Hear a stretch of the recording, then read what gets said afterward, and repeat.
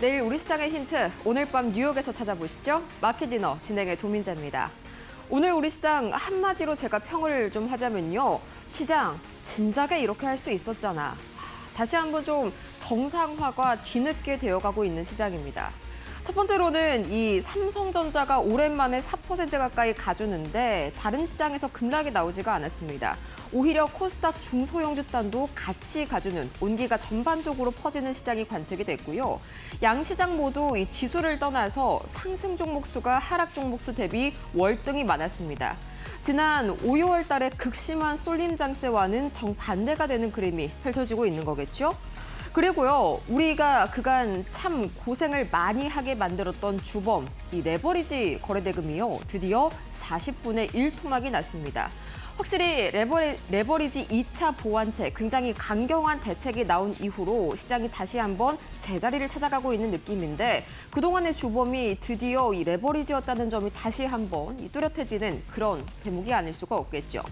다만 지금 시각 아직까지 좀 걸리적거리는 문제가 한 가지가 있는데 바로 미국과 이란 쪽에서 계속해서 좀 잡음이 들려오는 하루였네요. 우선 지금 시각 국제유가가 다시 한번 82달러 WTI 기준으로 넘어서게 되면서 이 경계감이 키워지고 있는 상황인데 우리 시각으로 밤 9시경에 이 미군이 이란의 해상 봉쇄를 돌파하려는 이 파나마 선박에 발포를 했다라는 소식이 전해졌습니다. 아직까지는 나스닥 선물이 0.37% 상승권에 머무르고 있긴 한데 곧 CPI, PPI 발표도 있다 보니까 경계 심리가 여전한 건 똑같은 뉴욕 증시네요. 잠시 후에 자세하게 살펴보도록 하겠고요. 그럼 오늘 우리 시장이 남긴 마지막 특징 종목부터 살펴보시죠. NXT에서 강한 움직임 보였던 종목들입니다. 이 코스피 상승률 상위 종목을 살펴보자면요. 오늘의 상승단은 실적과 수출 데이터가 만들었다. 이렇게 정리를 해볼 수가 있겠네요. 가장 먼저 이 상한가에 잠겼던 NHN 정규장에 이어서 애프터마켓까지 쭉 같은 움직임을 이어나갔습니다. 2분기 영업이익이 역대 최대치를 기록했다는 소식과 더불어서 이제는 더 이상 게임주에만 머무르지 않죠. 이 AI GPU 매출이 본격화 실적으로 찍히기 시작했다라는 기대감이 주가를 끌어올렸고요. 또 BH도 20% 이상의 강한 상승세를 보여줬네요. 이 삼성전자의 갤럭시 Z8이 흥행했다는 소식에 대표적인 수혜주로 오늘 기판주들의 대장주격이 됐습니다. 이어서 코스닥 상승률 상위 종목 만나보도록 할까요? 마찬가지로 게임주가 오늘 상위권을 차지를 했네요. 위메이드맥스가 상한가에 잠기는 모습이 나와줬는데 이 신작이죠. 윈드러너 키우기 흥행 속에서 내일 실적 발표를 앞두고 기대감이 다시 한번 모아졌고요. 코스메카 코리아도 2분기 어닝 서프라이즈에 대한 강한 이 호재거리와 함께 15% 급등해줬습니다. 이어서 코스피 하락률 상위 종목 보도록 할 텐데요. 방산주 약세가 눈에 띄었고요. 소비 유통주도 이 하락 상위권에 이름을 올렸네요. 다음으로 코스닥 하락률 상위 종목 만나보시죠. 바이오와 2차 전지 그리고 로봇 등 전날까지 급등했었던 이 섹터들 중심으로 차익 실현 매물이 강하게 나온 하루였다. 정리해볼 수가 있겠습니다. 자, 그럼 이런 흐름들이 내일 아침까지 쭉 이어질까요? 저희 마켓 디너에서 확인해 보시죠. 마켓 디너 출발합니다.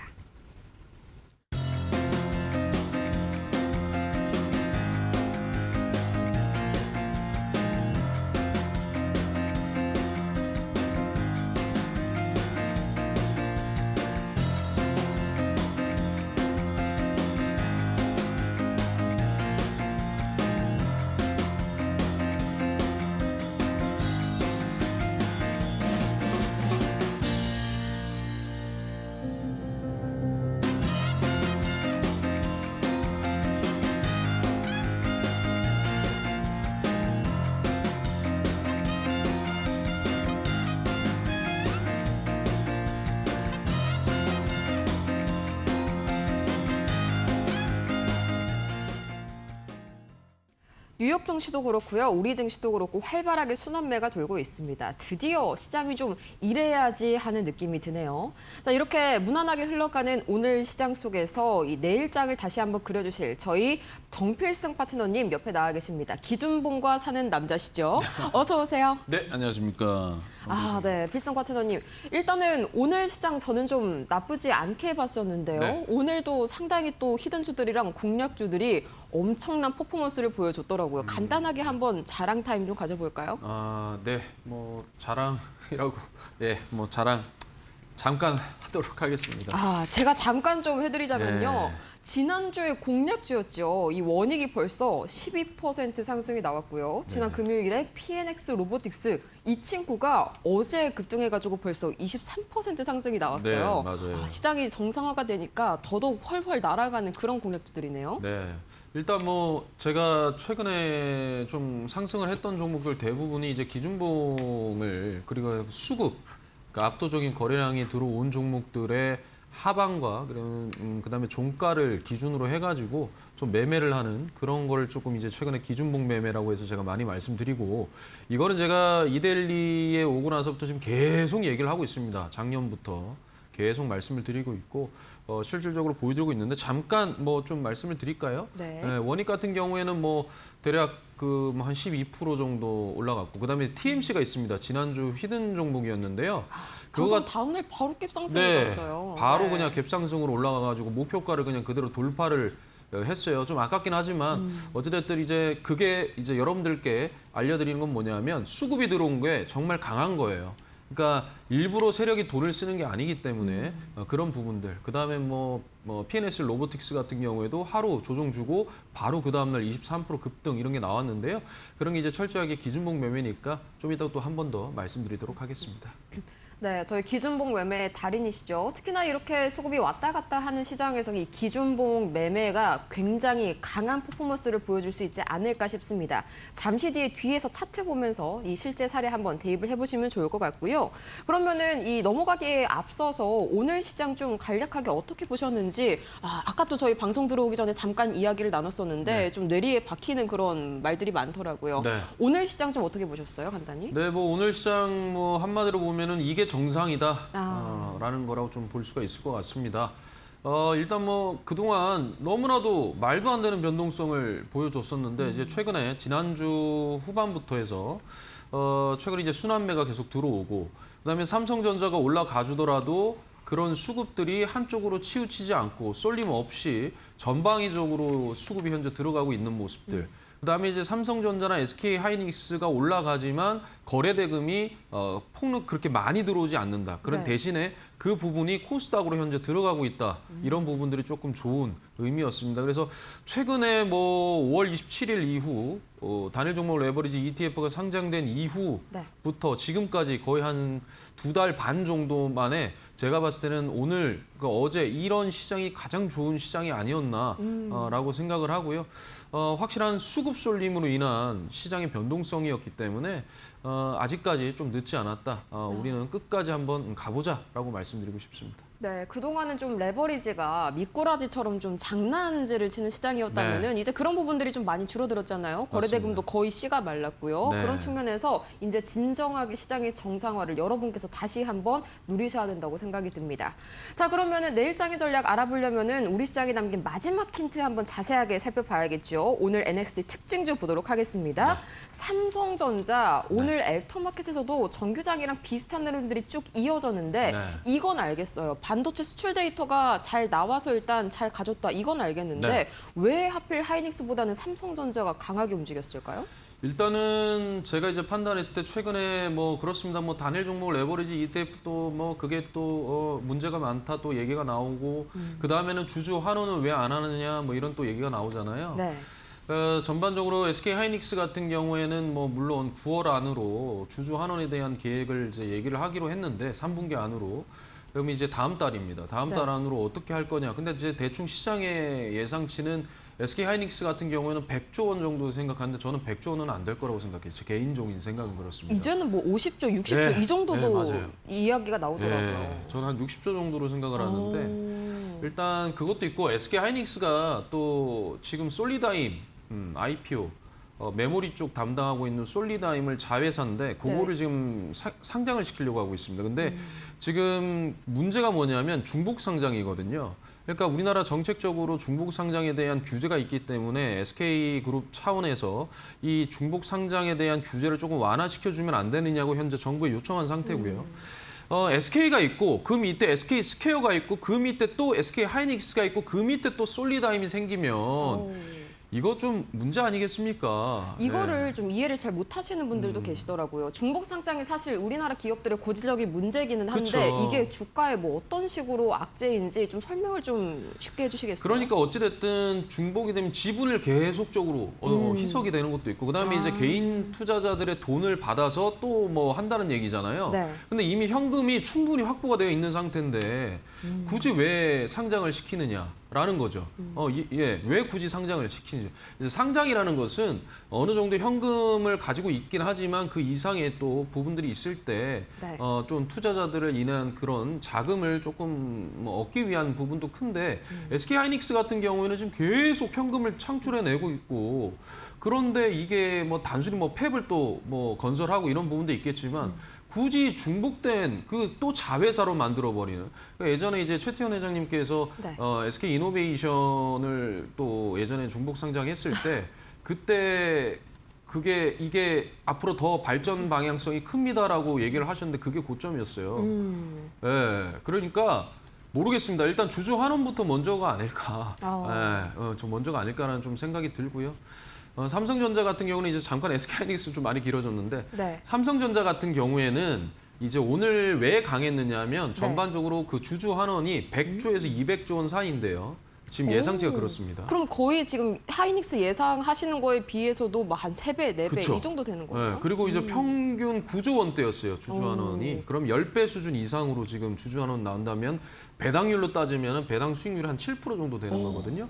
그러니까 이제 이러한 기대감도 이제 있는 거고. 그다음에 오늘 뭐 그 갤럭시 이 관련된 네. 갤럭시 Z 폴드랑 플립 A 요게 이제 사전 판매만 500만 대 이상 지금 예약이 걸려 있는 거예요. 그러니까 네. 오늘 요거에 관련돼서 갤럭시 부품주들도 같이 상승을 해줬죠. 그러니까 이런 부분들. 그다음에 이제 디램.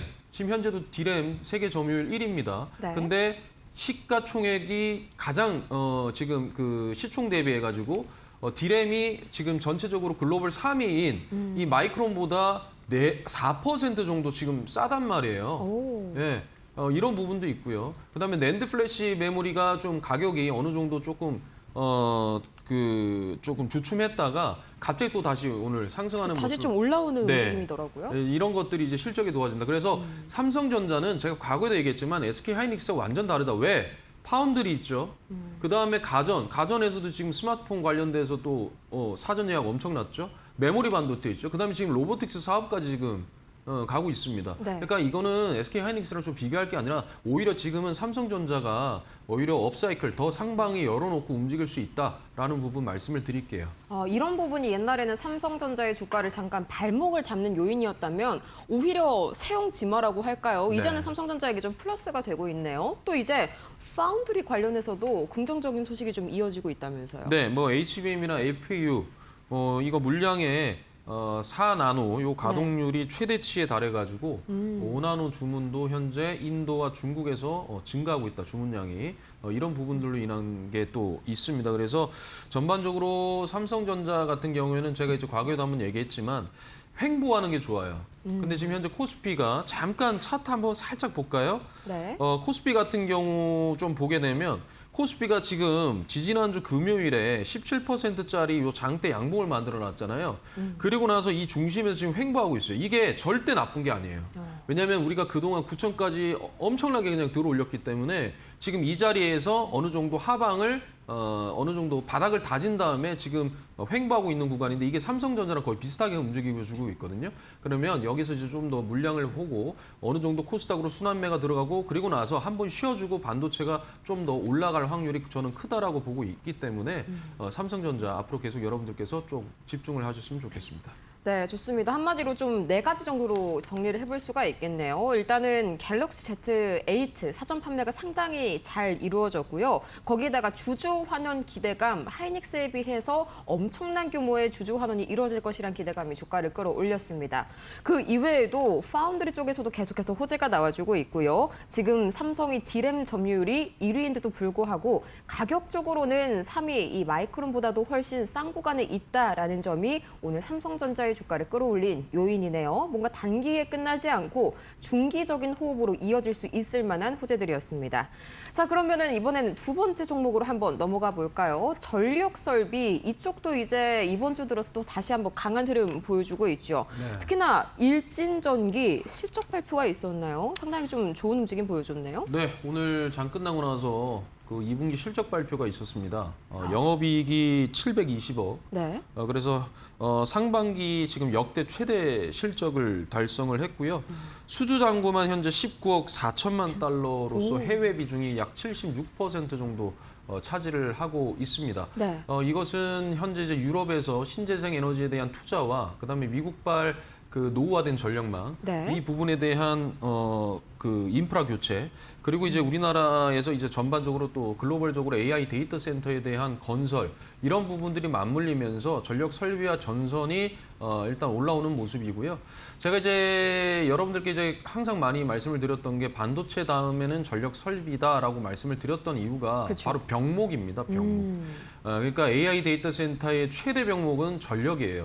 그 전력은 앞으로 그러니까 제가 이제 ETF로 좀 모아가셔라라고 좀 말씀을 드렸는데 메모리 반도체가 이제 병목 현상에서 메모리 반도체에서 뭐 기판 뭐 이런 것도 있었지만 네. 좀 크게 보자면은 그 다음 산업군이 전력 설비거든요. 그리고 에너지가 될 겁니다. 그래서 결국에는 이런 부분들이 일진전기 같은 경우에는 오늘 시장 정규장에서는 마이너스 1%대로 좀 빠졌는데. 넥스트에서는 12% 정도로 들어올려줬습니다. 그게 네. 이제 실적인데요. 그러니까 이거예요, 여러분. 뭐가 됐든 간에 일단 실적이 나오는 종목을 하셔야 어느 정도 하방이 좀 지지가 되는 거예요. 그리고 나서 다시 상방으로 튀어 올릴 수가 있는 건데 만약에 실적이 좋지 않고 이러한 종목들, 이런 종목들은요 오히려 실적 나온다고 해서 막 올리고 이런 건 없습니다. 그래서 좀 여러분들이 특히나 이런 부분들 전력 설비, 특히 일진전기 같은 경우에는 이제 전선까지도 같이 하고 있는 부분이 크기 때문에 오히려 한번 잡아보시면 될 것 같고요. 네. 일단 뭐 오늘 넥스트에서 12% 올라갔으니까 내일 아마 갭상승으로 시작을 할 가능성이 있을 것 같지만 따라잡지 마십시오. 네. 그거는 왜냐하면 실적이 나오고 나서 공시가 됐잖아요. 그리고 나서 튀어 오른 거기 때문에 어느 정도 재료가 끝났겠죠. 그렇기 때문에 눌림, 오늘 내일 지나고 눌림목에 좀 여러분들이 집중을 하셨으면 좋겠습니다. 네, 또 워낙 요새는 순환 매장세가 활발하게 이루어지고 있기 때문에 뒤늦은 추격 매수보다는 이 눌림목을 한 템포 기다렸다가 접근을 하시는 게 더 유리한 전략이 되겠죠. 일진전기까지 만나봤습니다.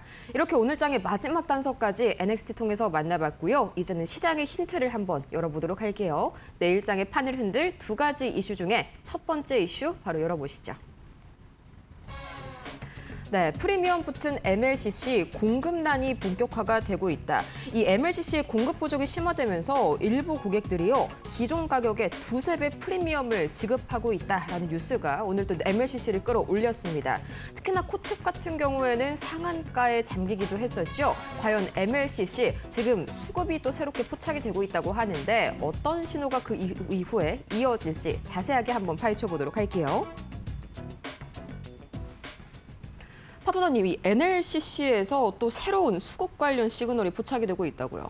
네, 일단 뭐 MLCC 같은 경우에는 올 상반기에 굉장히 크게 올라갔던 그런 또 테마 중에 하나입니다. 그렇죠. 그런데 MLCC에서 이제 삼성전기가 8월 1일부터 또 이제 판가를 또 올렸잖아요. 30%나 올리면서 그거에 대한 마진 이런 실적 부분들은 아마 하반기에 네. 좀 적용이 될 가능성도 있고요. 그다음에 이제 오늘 뉴스 같은 경우에는 이제 납기 이 기한이 14개월, 16개월로 늘어났다라는 거거든요. 그러면은 그 물량을 받을 수 있는 게 16개월 걸린다는 소리예요. 그만큼 무슨 말이냐면 이 고객사들이 웃돈을 더 주고, 그러니까 프리미엄, 그걸 더 주더라도 일단은 빨리빨리 그만큼 지금 수요가 많다라는 얘기고요. 대신에 공급이 안 되고 있기 때문에 이거에 대한 또 판가가 인상이 되면서 네. 어느 정도 또 실적에 대한 우상향에 대한 모습을 또 보여주고 있습니다. 그리고 이제 제가 여러분들께 계속 강조드렸던 게 이게 과거의 MLCC가 지금 현재 MLCC가 과거의 메모리 반도체랑 좀 비슷한 흐름으로 움직여주고 있어요. 어떤 점에서? 병목적인 부분이죠. 예, 그러니까 이런 부분, 아까 전에 제가 전력설비 전선 말씀드렸잖아요. 그건 이제 산업적으로 봤을 때는 반도체 다음에 전력설비 전선이 또 이제 AI 데이터 센터의 병목이라면 실질적으로 이제 메모리 반도체에서 그 다음에 기판이 또 병목이죠. 기판 위에 MLCC가 올려지잖아요. 거기서 이제 댐과 같은 역할을 해서 전력을 저장을 한 다음에 안정적으로 공급해주는 그런 역할을 하고 있습니다. 그래서 전방위적으로 과거에는 뭐 자동차라든지 좀 스마트폰 한정되어 있었는데 지금은 AI 서버라든지 네. 전방위적으로 지금 늘어났단 말이에요. 그러니까 이러한 실질적으로 쓸 수 있는 제품군들에 대한 이 부분도 분야도 늘어났기 때문에 오히려 수요가 계속적으로 지금 생길 수밖에 없는 구조다. 그리고 로봇에도 들어갑니다. MLCC가. 그렇기 때문에 첨단 산업에는 이제 MLCC가 반드시 필요하다라는 부분이고요. 그래서 지금 현재의 오늘 잠깐 좀 차트를 한번 보면서 말씀드리겠습니다. 네. 이제 오늘 코칩이 상한가를 갔어요. 근데 코칩은 유통 물량수가 적습니다. 그래서 한번 이렇게 호가창에서 조금만 사더라도 세력들이 조금만 사더라도 이거 갑자기 그냥 상한가 가버리고 이러는 부분이 큽니다. 그래서 코칩 같은 경우에는 웬만하면은 좀 눌림을 좀 크게 줄 때 들어가시는 게 저는 좋다고 판단을 하는데 어찌됐든 MLCC 자체에서 지금 하나의 테마, 즉 수급이 돈이 들어왔다라는 거예요. 그 다음에 좀 보자면은 한캠입니다. 네. 이거 같은 경우에도 지금 보시면은 어느 정도 주가가 여기에서 이 장대 양봉이 생겼던 이때입니다. 이때에 이 저가 위로 얘가 이렇게 올라왔습니다. 그러니까 한 번의 파동 이후에 다시 올라온 이 부분인데 거래량이 지금 최근에 3일 동안 들어오고 있죠. 그래서 얘를 하나의 일봉으로 보시고 기준봉이 오늘 발생을 했으니까 여러분들께서 한번 좀 집중을 해보시면 될 것 같고요. 그다음에 이제 사막 컨덴서 같은 경우에도 오늘 거래량이 들어왔죠. 이것도 마찬가지입니다. 이때에 이제 수급이 들어왔을 때에 이 하방 여기를 지지를 받으면서 다시 반동을 줬거든요. 일단 뭐 상방이 어느 정도 열려 있긴 하지만 직전 고점을 뚫는다라는 말은 못 하겠지만 어느 정도 수익을 좀 내고 나올 수 있는 구간이다라고 좀 말씀을 드리면서 마무리하도록 하겠습니다. 네, 그러면은 이제 삼성전기 같은 경우는 제가 살짝 궁금한 게 가격적으로 또 너무 비싸다는 논란이 뭐 한 달 전까지만 해도 있었잖아요. 네. 지금은 그런 상태가 좀 풀린 상황인가요? 삼성전기 잠시만요. 네. 삼성전기 같은 경우에는 지금 현재 126만 원인데 240만 원까지 갔다가 내려왔잖아요. 그렇죠. 네, 그런데 지금 보시면은 컨센에서 보면 12달 선행퍼가 있습니다. 12달 선행퍼 이 지점인데요. 여기인데요. 죄송합니다. 네, 여기죠. 네. 이게 지금 퍼가 자체가 40배입니다. 오. 그러면 엄청 높은 거죠. 고평가되어 있어요. 그러니까 어느 정도 기대감을 많이 반영시켜 놔가지고 200만 원이 넘게 뚫어놨는데 이거는 뭐 조정 주고 단기 반등은 가능하겠지만 직접 네. 고점을 뚫는다라고는 저는 말씀을 못 드리겠습니다. 왜냐하면 굉장히 지금 퍼가 EPS가 주당 2만 원 정도로 들어오는데 네. 이게 40배니까요. 상대적으로 너무 고평가되어 있다라는 부분 말씀드리면서 마무리하도록 하겠습니다. 네, 비싸긴 비싸네요. 이 삼성전기에 대한 이 가격적인 전략 부분까지 알아봤고요. 두 번째 이슈 바로 열어보시죠. 종목 관련 이야기입니다. 네, 기준봉이 발생했다. GMBS 에코. 저희가 이제 개장과 동시에 이제 시작과 동시에 말씀드렸던 기준봉 지금 궁금해하시는 분들이 굉장히 많으신 것 같은데요. 이 GMBS 에코 차트 보면서 기준봉에 대한 설명까지 간단하게 함께 들어보시죠. 기준봉과 함께 사는 남자, 이 별명에 또 관심을 가지시는 분들이 많은 것 같아요. 네. 이 GMBS 에코, 여기서 또 기준봉이 발생했다고요. 한번 보여주시죠. 네, 기준봉이 발생을 했는데요. 일단은 GMBS 에코는 지금 현재 반도체 장비 쪽, 그다음에 그 태양광 에너지, 이 스크러버 쪽을 하는 그런 업체입니다. 그래서 전방위적으로 현재 투자가 재개되면서 영업이익이 계속적으로 올라가는 그런 모습을 보여주고 있고요. 네. 그다음에 이 두 번째 성장축이 바로 이 태양광 쪽인데요. 인도 같은 경우에 이 태양광 에너지를 현재 280기가와트까지 현재 늘릴 예정이라고 하는데 오. 현재 구간이 150기가와트 정도 수준입니다. 그러면 이걸 늘리려면 반드시 이 스크러버가 반드시 필요하다. 네. 그렇기 때문에 현재 SK 하이닉스뿐만 아니라 인도나 중국에도 90%, 80%의 현재 점유율을 가져가고 있는 업체이고요.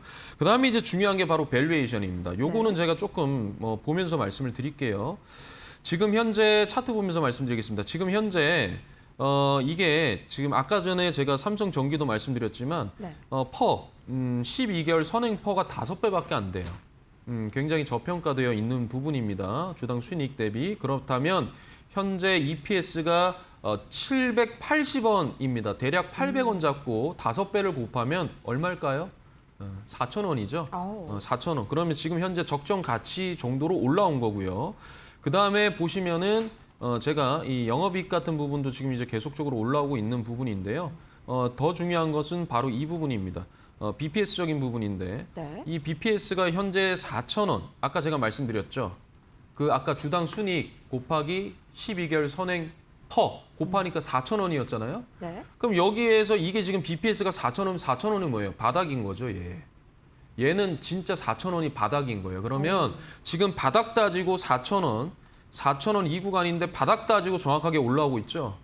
그러니까 미리 다 얘기를 해주고 있는 거예요. 그러니까 BPS는 4,000원이고 11개월 선행 퍼 곱하기 EPS라니까 그것도 4,000원이잖아요. 그럼 겹치죠. 그쵸. 그러니까 이 겹치는 구간이 4,000원이니까 4,000원부터 지금 반등 나오기 시작하잖아요. 지금 여기서. 그러니까 이게 바닥인 겁니다. 그렇다면 지금 현재 구간에서 기준봉이 발생을 했습니다. 기준봉이 발생을 했기 때문에 얘 종가부터 여기에 시가까지 3분할로 좀 매수를 하시면 충분히 익절하고 나오시지 않을까라고 말씀드리고 싶습니다. 네, 이렇게 해서 이제 GMB 저희 죄송합니다. 네. 괜찮습니다. 보다 보니까 저도 이제 흡입을 해서 듣다 보니까 되게 집중력이 올라가는 그런 느낌인데 뒤에서 저희 또 어차피 이제 차트 보면서 지난 네. 히든주들이랑 공략주 이야기 뒤에서 한 번 더 해볼 테니까요. 그때도 다시 한번 기준봉 이야기 네. 좀 더 들려주시죠. 네. 이렇게 GMBS 에코까지 기준봉 발생했다라는 점 BPS 통해서 자세하게 이야기 나눠봤고요. 더 자세한 내용이 궁금하신 분들께서는 저희 정필승 파트너님과 방송 끝나도 함께 가시면 좋을 것 같습니다. 이 얘기를 또 안 들을 수가 없던 게요. 지난주에 공략주였죠. 이 원익이 벌써 12%의 상승세를 보여줬고요. 지난주에 히든주였던 TMC의 경우에는 이 바로 짚어주신 다음 날에 갭 상승이 나와 버렸습니다. 거기에다가 오늘 아침에 무방에서 짚어주셨던 대동도요. 최대 9% 상승 오늘 바로 나와줬는데 이 모든 게 다 이 기준봉 매매에서 설계된 결과라는 점, 이 퍼포먼스 함께 해보시면 좋을 것 같고요. 파트너님, 이 기준봉 플러스 0.25 법칙이라는 게 뭔가요? 이건 또 무방에서 자세하게 얘기해 주신다면서요. 네, 뭐 0.25 법칙 같은 경우에는 제가 신드가들의 투자 비법 11월 달 작년 11월부터 계속 얘기했고요. 네. 그다음에 뭐 애프터 마켓에서도 계속 얘기했고 다만 왜 얘기하다가 말았느냐? 너무 많이 올라갔었어요. 그런데 이 0.25 법칙이라는 것은 저평가 구간에 들어온 종목만 해당되는 겁니다. 그럼 상대적으로 너무 많이 올라갔기 때문에 지금 많이 빠졌잖아요. 그러면 PBR로 한 배가 안 되는 종목들이 지금 넘쳐납니다. 뭐 네. 현대모비스부터 해서 LG 뭐 이런 종목들 한 배가 안 되고 한 배 조금 넘긴 상황이에요.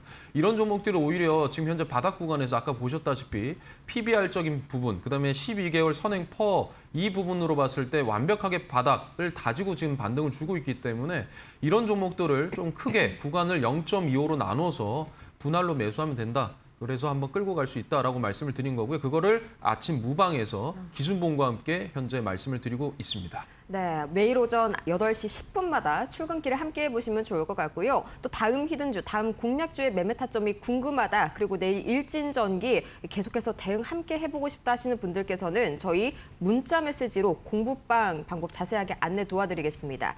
지금 바로 문자 메시지 샵 3772번으로 정필승 세 글자 보내주시면요. 다음 장에서의 넥스트 챕터의 주도주, 지금 바로 함께 하실 수 있는 방법 저희가 친절하게 알려드리도록 하겠습니다. 자, 그럼 저희는 잠시 뒤에 열릴 미증시로 한번 넘어가 보도록 할까요? 여의도와 뉴욕을 잇는 이곳은 마켓디너입니다.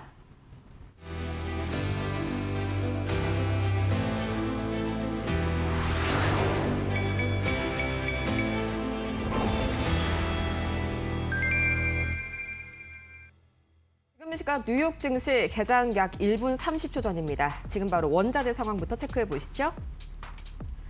가장 먼저 국제유가 WTI 0.71% 다시 한번 상승하는 흐름이 나타나고 있네요. 배럴당 82.7달러를 막 돌파했습니다. 이 우리 시각으로 밤 9시경에 미군이 이란 항구에 대한 해상 봉쇄를 돌파하려던 이 파나마 선박에다가 발포를 했다, 이런 보도가 나왔는데요. 다시 한번 이 양국이 조금 낮까지만 해도 화해 분위기를 조성을 하는가 싶었더니 이렇게 반전시키는 뉴스가 밤에 들어서 다시 한번 나오게 되면서 분위기가 급격하게 얼어붙고 있는 뉴욕 증시입니다. 이어서 미국채 10년물과 미국채 2년물은 여전히 하락하는 움직임이 이어지고 있는데 아직까지는 그 고용보고서의 온기가 조금 퍼지고 있는 그런 분위기네요. 내일 CPI 발표를 통해서 이런 국채금리의 하락세가 계속 유지가 되는지 살펴보셔야 될 것 같고요.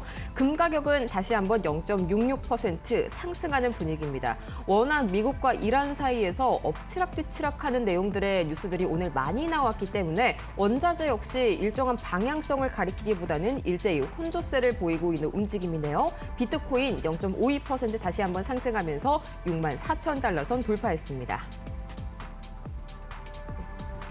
네, 우선 프리장에서의 분위기를 살펴보자면요. 오늘도 역시나 활발하게 순환매가 돌고 있는데요. 오늘은 이 반도체단이 조금 승기를 잡아가는 모습입니다. 우선은 유가가 계속해서 갈피를 잡지 못하고 있습니다. 이 오후 9시경에 다시 한번 미군의 선박 발포 소식이 들려오게 되면서 유가가 하락해서 상승 쪽으로 방향을 다시 한번 틀었죠. 이게 지금 3대 지수에 어떤 영향 미치고 있는지 지수 출발 상황 통해서 한번 확인을 해보시도록 하겠습니다. 우선은 오늘 다우지수와 그다음에 나스닥 지수 같은 경우에는 살짝 약간 혼조되면서 출발을 하고 있는 그런 분위기인데요. 일제히 큰 움직임은 보이지가 않고 있습니다. 보합권에서 등락을 거듭하고 있는 분위기다 해석을 해볼 수가 있겠고요. 오늘 전반적인 분위기 반도체단이 승기를 잡아가고 있다라고 말씀을 드렸었죠. 그 말인즉슨 이 방어주단이라든지 또는 다른 소프트웨어 쪽에서는 약간의 이런 움직이는 모습들, 엇갈리는 모습들이 나와주고 있습니다. 오늘 한 가지 눈에 띄는 부분을 보자면요. 엔비디아 관련 뉴스들이 상당히 긍정적인 것들이 쏟아지고 있는데요. 잠시 뒤에 조금 더 자세하게 짚어드리긴 하겠지만 이 실적 시즌이 거의 다 끝나가고 있는 상황이잖아요. 이제 내일이면 슈퍼마이크로 컴퓨터 이 정도만 잘 시스코까지만 잘 실적 발표가 마무리가 된다면 얼추 반도체단에 큰 영향을 미치는 이벤트들은 넘어갔다라고 해석을 할 수가 있겠는데 그래서 그럴까요? 이 엔비디아 쪽에서 상당히 긍정적인 이벤트들, 뉴스들이 줄줄이 터져 나오고 있습니다. 우선은 엔비디아가 5천억 달러의 자금 조달을 이 6개 투자사들과 함께 현재 실행에 옮기고 있다라는 소식이 반도체단에 이 열기를 뜨겁게 달궈주고 있고요. 이 반도체 기본적으로 전거래일 하락에 따른 저가 매수세가 유입이 되고 있습니다. 우선 출발 상황 간단하게 보시자면요. 지금 다우 지수가 0.13% 강보합 출발, 나스닥 지수가 마찬가지로 0.1%대 보합으로 눈치 보기 장세가 좀 이어지고 있네요. 이후에 이 나머지 섹터들을 조금 보자면요. 소프트웨어 쪽 보도록 하겠습니다. 오늘 소프트웨어 쪽에서는 차익 실현이 조금 나와주고 있는데요. 시장의 자금이 반도체 쪽으로 이동하면서 이 대척점에 있다라고 할 수 있는 소프트웨어 쪽에서는 오늘 매물들이 상당히 좀 나와주고 있는 모습입니다. 특징주의 상황 한번 살펴보도록 할까요? 우선은 엔비디아 오늘장의 주인공이죠. 약 1%가량, 1.67%가량 큰 폭으로 상승하면서 출발하고 있는 상황입니다. 우선은요, 이 전거래를 말씀드렸었던 5천억 원 관련 자금 조달 이슈가 가장 큰 이슈고요. 거기에다가 새롭게 나온 소식입니다. IBM이 엔비디아 B300 클러스터를 자사 클라우드에 채택했다라는 소식이 또 한 가지 부각이 되고요. 그 이외에도 엔비디아가 새로운 네모트론 4 오픈소스 AI 모델을 개발 중이다. 또 이외에도 모건 스탠리와 웰스파고에서 줄줄이 비중 확대 의견을 재확인했거든요. 이 부분 뒤에서 잠시 뒤에 자세하게 이야기 나눠보도록 하겠습니다. 또 이외에 인텔은 오늘 조금 아쉬운 모습 여전히 보여주고 있네요. 어제 유상증자를 한다는 소식 전해드렸었죠. 그 규모를요, 기존 150억 달러에서 200억 달러로 확대한다는 소식에 주주 지분 희석 우려가 다시 한번 불거진 모습이고요. 마이크론 테크놀로지는 오늘 2% 가깝게 상승 출발합니다. 이 UBS가 마이크론 테크놀로지에 대한 이 매수 투자 의견과 목표 주가를 $1,625로 재확인했는데요. 아직도 상승 여력이 상당히 많이 남은 거죠. 올해 낸드 산업 매출이 약 3천억 달러, 내년 들어서는 5천억 달러에 가까워질 것으로 전망한다는 게 주된 이유였습니다. 그 이외에도 이 태양광 기업이죠. 퍼스트솔라가 오늘 3% 이상 강하게 출발하고 있는데요. 이 베어드가 투자 의견을 중립에서 시장 수익률 상회로 올려잡았기 때문이고요. 목표 주가도 318달러로 잡았네요. 이 현 주가 대비해서 약 30% 이상의 상승 여력이 있다라고 봤습니다. 반면에 오늘 조비항공은 5% 이상 급락하면서 출발을 하고 있는데 최대 7억 5천만 달러의 수시 공모를 추진을 한다. 쉽게 얘기하자면 이게 유상증자와 비슷한 거거든요. 근데 유상증자가 한 번에 신주를 찍어내서 이걸 팔아치우는 방식이라면 수시 공모는 회사가 필요할 때 시장에서 조금씩 신주를 팔아서 자금을 조달하는 방식입니다. 어쨌든 이 주주의 가치가 희석될 수 있다는 우려는 여전하죠. 거기에다가 이어서 온홀딩스 실적이 발목을 잡았네요. 2분기 실적이 엇갈린 가운데 매출 전망까지 하향 조정하면서 15% 이상 급락 나오고 있습니다.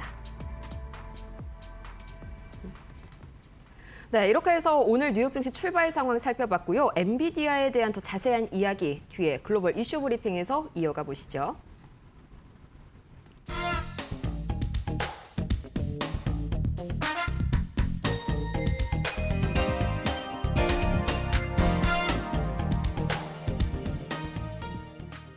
네, 일단은요, 유가가요, 오늘 낮까지만 해도 다시 한번 조금 낮아지나 싶었거든요. 네. 이제 중재국들에서 잘 대화가 이루어지고 있다, 이런 네. 메시지가 나왔는데, 갑자기 밤 9시 들어서 미군이 또 파나마 선박을 피격을 했다고 하네요. 이거 유가 지금 상태에서는 아직 경계할 만한 수준은 아닌가요?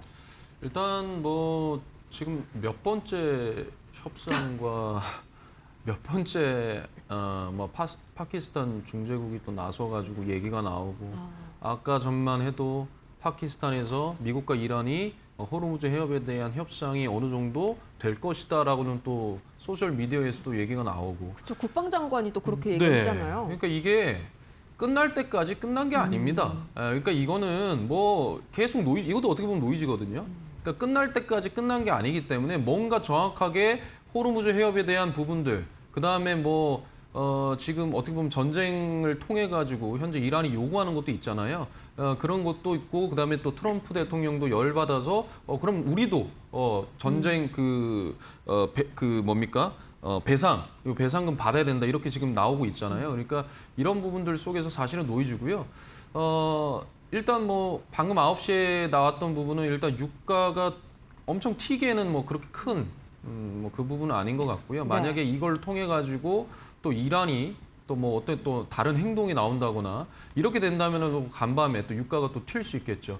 결국에는 유가가 튀게 되면은 국채 금리가 지금 미국 10년물 국채 금리가 4.7%대인데 이게 이렇게 된다면은 지금 현재 페드워치에서도 어제 같은 경우에 미국의 기준금리, 연준의 페드 그 기준금리를 동결로 어느 정도 생각을 했는데 어제 갑자기 유가가 튀는 바람에 다시 바뀌었어요. 이제는 인상이 더 우세하나요? 그렇죠. 오늘은 이제 금리 인상에 대한 우려가 더 기조가 더 늘어났습니다. 그런데 어찌됐든 일단 내일 CPI 지수도 발표가 돼야 되고, 근데 유가가 계속 이렇게 튀면 결국에는 후행성 지표인 CPI와 PPI한테 영향을 줄 수밖에 없고, 그 영향은 결국에 금리 인상에 대한 기조를 가져갈 수밖에 없다라는 부분이 저는 생각이 되고요. 빨리 종전이 안 되면 계속적으로 이런 부분들이 물가 상승에 대한 부담, 여러 가지로 또 금리 인상에 대한 부담 계속 느낄 수밖에 없다라고 좀 말씀드리고 싶네요. 그렇죠. 이제 매크로 지표들도 좀 갈피를 잡지 못하고 있는 모습입니다. 제가 지금 실시간으로 페드워치2를 보고 있는데 우선은 9월 동결 가능성이 51.9%, 그다음에 인상 가능성이 48.1%, 거의 뭐 기등비등한 그런 또 상황이네요. 바뀌었네요. 아침에는 그쵸. 네, 아침에는 인상 가능성이 55%였는데 제가 아침 시험 저도 올리면서 기억납니다. 네. 그러니까 이게 자주 바뀌어 계속 바뀝니다. 아무래도 이제 이 미국과 이란 간의 상황에 따라서 이렇게 페드워치2의 가능성도 급박하게 변화하고 있다는 상황이라는 점 좀 체크를 해두시면 좋을 것 같네요. 가장 큰 열쇠는 내일 밤에 발표가 될 CPI가 되겠습니다. 이어서 두 번째 이슈 한번 만나보시죠.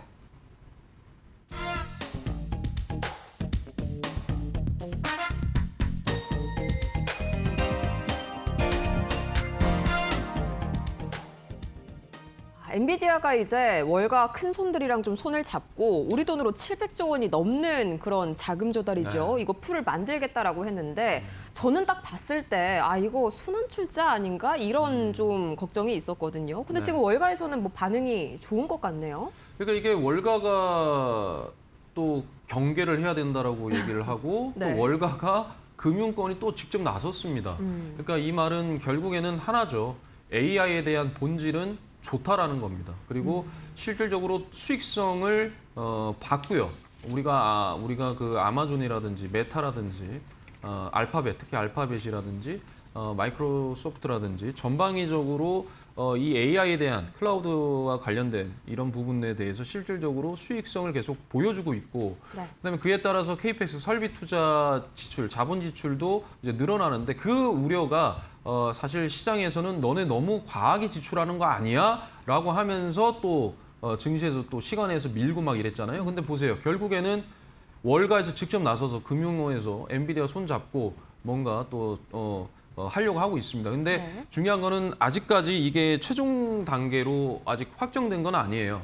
이런 얘기가 현재 나오고 있다는 것이지 확정 단계는 아니고, 그다음에 이제 아까도 말씀하셨지만 엔비디아가 또 자기 그 본인들의 칩 수요를 늘리기 위해서 이 순환 구조 이러에 따른 또 투자가 아니냐라는 또 의심이 또 나올 수밖에 없는 부분이죠. 네. 그런데 이거는 항상 똑같았습니다. 이런 노이즈들은요. 계속 반복적이었어요. 2024년도에도 나왔던 얘기고 2025년도에도 나왔던 얘기고 결국에는 계속 나왔던 얘기입니다. 근데 그때마다 깨고 다시 올라가고 이랬잖아요. 그리고 증명은 해냈잖아요. 계속 닷컴 버블이랑 비교하는데 비교할 게 아니라니까요. 닷컴 버블은 그 인터넷 보급률이 전 세계적으로 10%가 안 됐을 때고요. 실질적으로 실적이 안 나왔단 말이에요. 그런데 지금은요. 보여주고 있잖아요. 그러니까 AI에 대한 본질, 그다음에 전방위적으로 뭐 엔트로픽도 같은 경우에도 지금 AI 그 피지컬 AI 쪽으로 지금 또 생각을 하고 있던데, 네. 그러니까 전방위적으로 단순하게 AI 데이터 센터뿐만 아니라 지금 AI 글로벌 AI 기조는 피지컬 AI와 우주항공까지 지금 넓혀져 있다. 그러니까 이거는 어린아이 수준이다라고 얘기했고, 그만큼 어린아이 때 우리가 뭐라 그랬어요? 제가 많이 잘 먹여야 되잖아요. 애가 그래야 크죠. 키도 크고. 네, 그렇죠. 그죠? 예. 뭐 비용이 많이 있어야 들잖아요. 되니까. 네. 네, 그죠. 그러니까 뭐예요? 지금 AI는 어린이 수준이다. 그러니까 당연히 자본 지출이 늘어날 수밖에 없는 겁니다. 첫 단계이기 때문에. 그래서 이런 우려는 제가 봤을 땐 좀 너무 노이즈 아닌가라는 생각을 하게 되네요. 네, 우선은 이번 자금풀을 만드는 거에 대해서 이 모건 스탠리랑 웰스파고 측은 상당히 긍정적으로 봤습니다. 비중 확대 의견을 다시 한번 엔비디아 측에 재확인을 했고요. 지금 이 시각 엔비디아의 주가 1.27% 상승 중이네요. 시장의 분위기는 좋습니다. 자, 그럼 과연 이런 이슈들을 종합해서 내일 우리가 담아봐야 될 종목 어떤 게 있을까요? 바로 이어서 만나보시죠.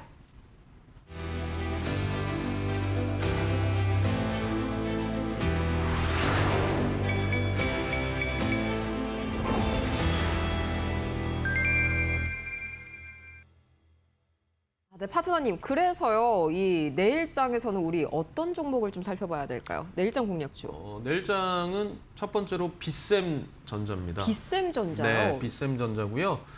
최근에 광통신 관련돼서 수급이 계속 들어왔죠. 물론 어제 미국 증시에서는 광통신 관련된 종목들이 급락이 나왔는데, 일단 오늘 우리나라에서도 조정이 좀 있었습니다만 크게 거래량이 동반된 조정은 아니었어요. 아직까지 이 테마는 살아있다. 근데 이제 빗셈전자 같은 경우에는 네. 광통신 테마로 묶인 종목이긴 하지만 실질적으로 광통신에서 나오는 매출은 4%밖에 안 됩니다.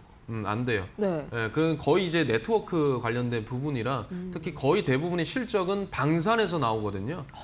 그러니까 이게 지금 빗셈전자 같은 경우에는 이게 뭐 방산, LED, 광통신, 네트워크 이렇게 전부 다 지금 사업이 다각화가 되어 있습니다. 그래서 광통신으로 일단은 테마가 묶인 건 맞고요. 광통신이 급등이 나오게 되면 빗셈전자가 상한가도 쳤고 시세도 한번 분출한 상태에서 눌림에서 지금 다시 반등이 나오고 있는 구간이기 때문에 충분히 한번 집중해 볼 수가 있다라는 것이고요. 결국에 이 빗셈전자 같은 경우에는 AI 데이터 센터에 따라서 네. 이 병목이죠, 이것도. 결국에는 광통신에 대한 이 수요로 또 연결이 되는 거고, 실질적으로는 그 광단자함이라든지 광분배함이라든지 실질적인 네트워크 인프라에 관한 이런 장비들을 납품하는 그런 회사라고 우리가 볼 수가 있어요. 네. 잠깐 제가 요 차트 좀 보면서 말씀을 드리도록 하겠습니다. 네. 일단 기업 분석에서 보면요. 굉장히 실적이 잘 나오고 있어요. 실적이 계속 우상향을 하고 있습니다. 매출액도 우상향, 그다음에 전반적으로 영업이익도 우상향이고요. 네. 그다음에 부채 비율과 유보율도 굉장히 안정적인 수준이고 현금 흐름이 굉장히 좋은, 유보율도 굉장히 높은 수준에 있습니다. 근데 이제 중요한 부분이 BPS, 그러니까 본질 가치가 10,000원이에요. 그런데 현재 주가가 8,700원입니다. 그러면 한 배가 안 되죠. 그쵸. 저평가입니다. 실적 대비, 이거는 본질 가치 대비 저평가예요. 그래서 좀 더 상방을 노릴 수가 있는 거고요. 지금 현재 저번에 우리가 엔비디아 젠슨 왕이 또 광 반도체 말씀하시면서 엄청나게 시세를 한번 분출을 했잖아요. 그리고 나서 이제 눌림목인데 이 눌림에서 다시 거래량이 들어온 상태인데 이때 거래량이 들어왔을 때의 종가를 지지를 하면서 지금 현재 박스권으로 가고 있습니다. 이거는 거래량이 없이 가고 있기 때문에 한 번 더 상방에다가 올릴 수 있다라고 판단을 하고요. 이와 관련된 자세한 사항은 제가 10시 50분에 엠밴드에다가 예약을 걸어놨습니다. 10시 50분에 딱 뜨니까 여러분들 조금 크게 한번 참고를 해보셨으면 좋겠습니다. 네, 제가 다시 한번 여기에서 좀 이제 부끄러워하시지만 자랑을 다시 한번 또 타임을 좀 가져야겠습니다. 네네네. 지난주 공략주 같은 지금 자리였죠. 이 지난주 네. 공략주였던 원익이요. 벌써 12%의 엄청난 상승세를 보여줬고요. 네. 잠시 후에 저희 또 히든주 힌트 살짝 들어보겠지만 지난주 히든주였던 TMC는 방송 다음 날에 바로 갭상승이 나왔습니다. 거기에다가요, 이제 무방에서 짚어주시는 종목들도 한 건 단단히 했죠. 이 지난 금요일 PNS 로보틱스가 어제 급등해서 23%의 상승세를 가져갔고요. 그다음에 오늘 아침 무방에서 언급해주신 대동 하루 만에요 9%의 엄청난 상승세를 보여줬습니다. 자, 이러면은 히든주를 우리가 또 기대를 안 해볼 수가 없겠죠, 파트너님. 네. 우리 공략주 그다음에 이어서 히든주까지 한번 힌트 들어볼까요? 네, 이제 공략주는 아까 말씀드렸던 비셈전자고 그쵸. 히든주는 일단 첫 번째로 농업과 관련되어 있는 종목이고요. 재건과도 관련돼 있는 종목이고요. 그런데 최근에는 피지컬 AI와도 관련이 되어 있는 종목입니다.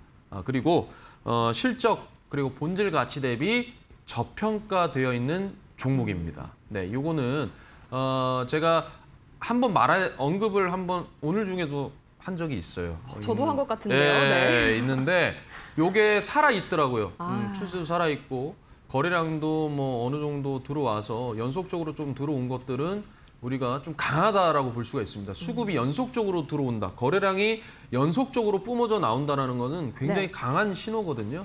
그래서 이런 부분들 제가 아까 말씀드렸던 대로 비셈전자처럼 같이 제가 10시 50분에 올려놓습니다. 좀 이따가 한 3분 뒤에 지금 미리 샵 3772로 네. 샵 3772 여기에다가 정필승 이렇게 해서 문자 보내시면 여러분들께 링크가 가게 됩니다. 엠밴드 공부방 링크가 가는데요. 그쪽으로 들어오셔서 가입을 하시면 10시 50분 정확하게 2분 50초 뒤에 딱 올라오니까 많이 참조하셨으면 좋겠습니다. 네, 원래는요, 이게 오픈이 된 공략주였는데 제가 또 너무 강력한 종목이 등장을 해줘가지고 이거 네. 히든주로 좀 바꿔보시면 어떻겠느냐 이렇게 말씀을 드려서 또 갑작스럽게 히든주로 바뀐 종목입니다. 지금 시각 오후 10시 47분 이 히든주 공개까지 2분 30초가량 남은 그런 상황이네요. 히든주의 정체가 궁금하신 분들께서는 저희 지금 화면 하단 참고하셔서 공부방 함께 해주시면 좋을 것 같고요.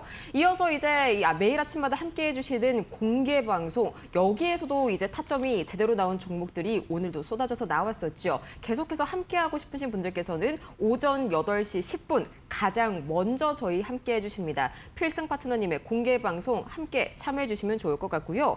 정말 아쉽지만 저희는 오늘 여기에서 인사를 조금 드려야 될 것 같습니다. 오늘 도움 말씀 주신 이 필승 파트너님 네. 오늘 너무 감사했습니다. 네. 잠시 후에 그럼 저희 50분에 히든주 바로 좀 확인을 해볼 수가 있는 거죠? 네, 바로 가능합니다. 바로. 네. 바로 올려주시는 건가요? 아니면 바로 지금 예약이 되어 올려질 있는 겁니다. 건가요? 네, 예약을 걸어놔서 올려질 거니까 지금부터 스탠바이 하시면 되시겠네요. 네, 알겠습니다. 좋습니다. 저는 그러면은 방송 끝나고 나서 저도 바로 달려가서 한번 확인을 해보도록 하겠습니다. 네. 오늘 도움 말씀 고맙습니다. 네. 필승! 필승! 네. 감사합니다. 네, 좋습니다. 그러면 지금 이 시각 오후 10시 48분 3대 지수 상황 마지막으로 한번 체크해보고 넘어가도록 할까요? 지금 먼저 다우지수가 0.35% 강보합권에서 움직이고 있고요. S&P 500이랑 나스닥 지수의 경우에는 하락 전환한 모습이네요. 나스닥 지수가 0.36%가량 하락 중입니다. 지금 이 시각 유가가 다시 한번 2% 가까이 튀어오르고 있거든요. 지금 WTI가 배럴당 82.3달러 선을 넘어섰습니다. 다시 한번 미국과 이란이 대립각을 세우고 있는 와중에 이 미 국채 금리가 유가 때문에 자극을 받다 보니까 이 기술주들과 성장주들이 포진해 있는 나스닥이 지금 좀 하방 압력을 받고 있구나라고 해석을 해볼 수가 있겠네요. 저희는 그러면은 내일 밤 10시에 더 유익한 소식을 들고 찾아오도록 하겠습니다. 본 방송에서 제공하는 정보는 투자 판단을 위한 참고 조언일 뿐 해당 종목의 상승과 하락을 보장하지 않고요. 또 최근 들어서 저희 이데일 리온 소속 파트너들을 사칭하는 사례가 늘고 있습니다. 저희는 절대 카카오톡이나 텔레그램 채널 운영하지 않고 있으니까요. 피해보시지 않도록 각별히 유의 바라면서요. 저희는 내일 여의도와 뉴욕을 잇는 더 빠른 소식, 신속한 소식 들고 찾아오도록 하겠습니다. 오늘도 함께해 주신 여러분 고맙습니다.